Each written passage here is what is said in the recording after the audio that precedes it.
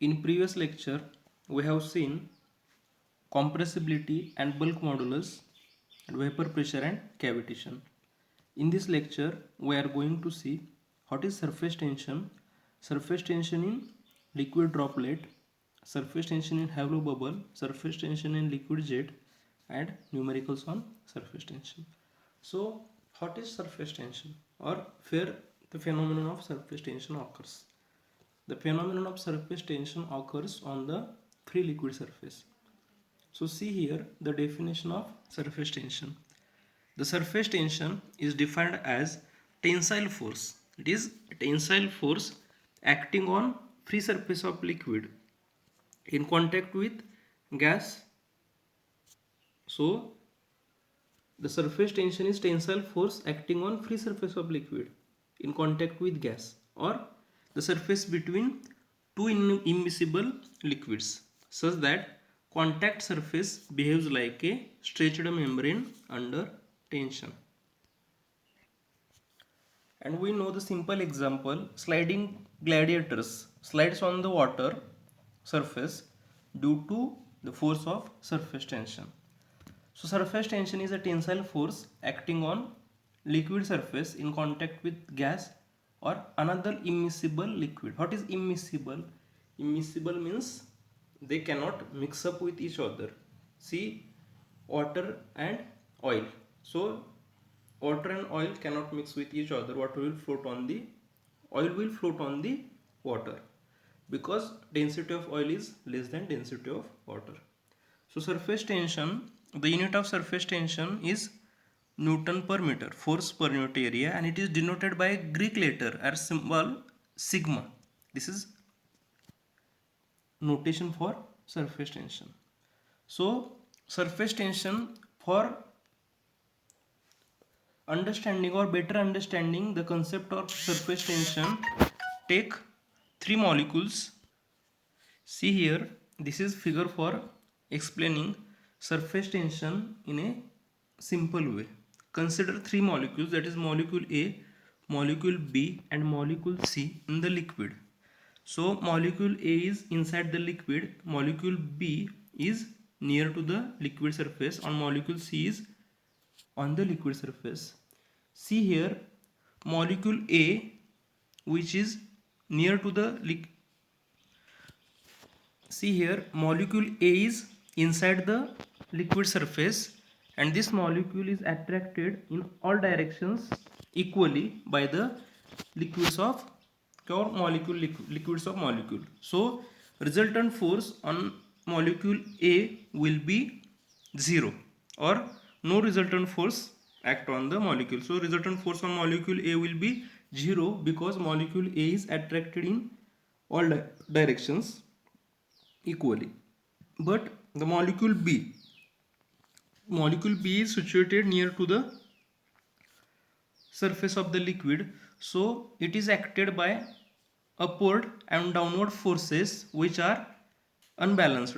So the net resultant force acting on molecule B will be in downward direction. So net resultant force, so molecule B is acted upon by upward and downward forces which are unbalanced. So net resultant force on B molecule will be in downward direction.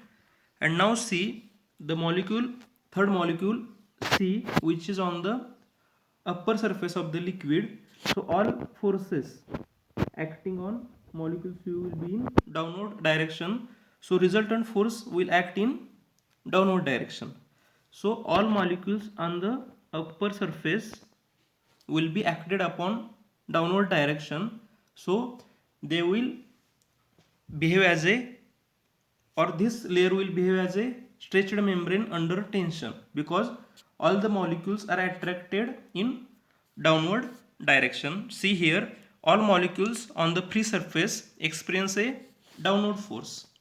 Thus the free surface of liquid act as a very thin membrane under tension, because all molecules on the surface are acted upon by downward direction force. So the liquid act through it, and it is behave as a elastic membrane under tension. So upper surface will behave as a elastic membrane under tension. So now we have to see surface tension in the liquid droplet. See here, liquid droplet or rain comes in the form of droplet. It is a solid droplet or it is solid. So consider a spherical droplet. Consider, see here, surface tension in a liquid droplet. Consider a small spherical droplet of liquid radius small r. So on the entire surface of the droplet, the tensile force due to surface tension will act. See here in figure, this is the droplet and this is cut section of droplet. So see here, surface tension force sigma is acting on the droplet and pressure force also acts on the droplet, and sigma acts outside from the droplet. So see forces on the droplet. This is figure for forces on the droplet.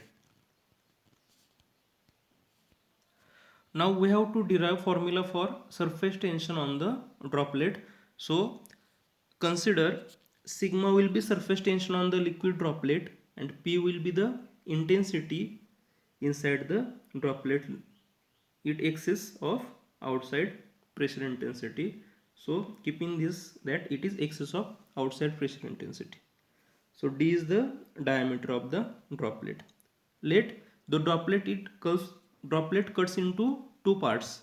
The force acting on half part will be given as first force. There are two forces acting on the droplet. First force is tensile force and second will be pressure force. See, tensile force due to surface tension is acting around the circumference of the cut portion as shown in previous figure. So which is equal to sigma into circumference. What is circumference? Circumference is pi d for that circular part and sigma is surface tension. So sigma into pi d is the tensile force on the boundary of the cut section. And now pressure force on area pi by 4 d square will be given as pressure intensity into area. Pressure intensity is P into pi by 4 d square.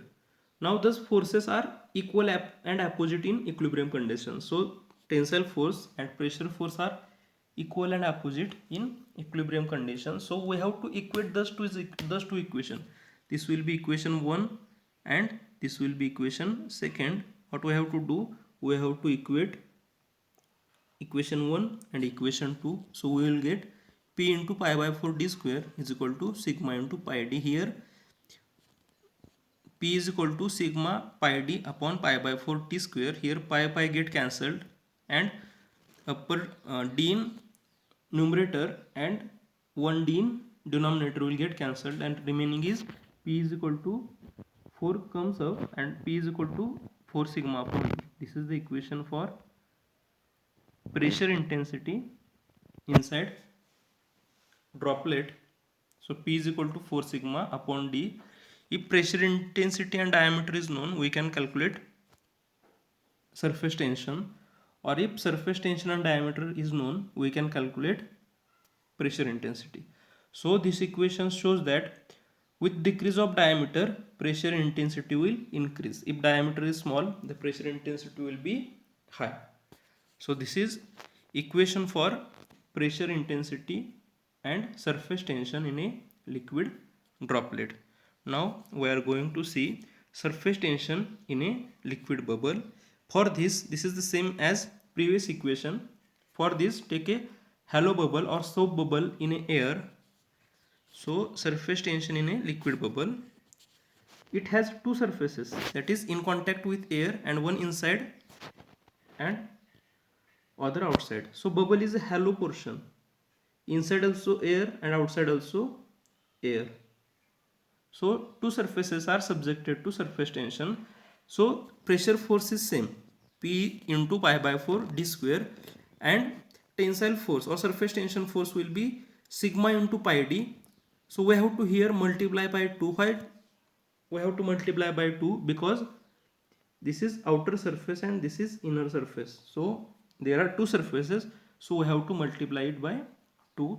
So P is equal to 2 sigma pi d divided by pi by 4 d square. So P is equal to 8 sigma upon d. So this is equation for surface tension in a liquid droplet.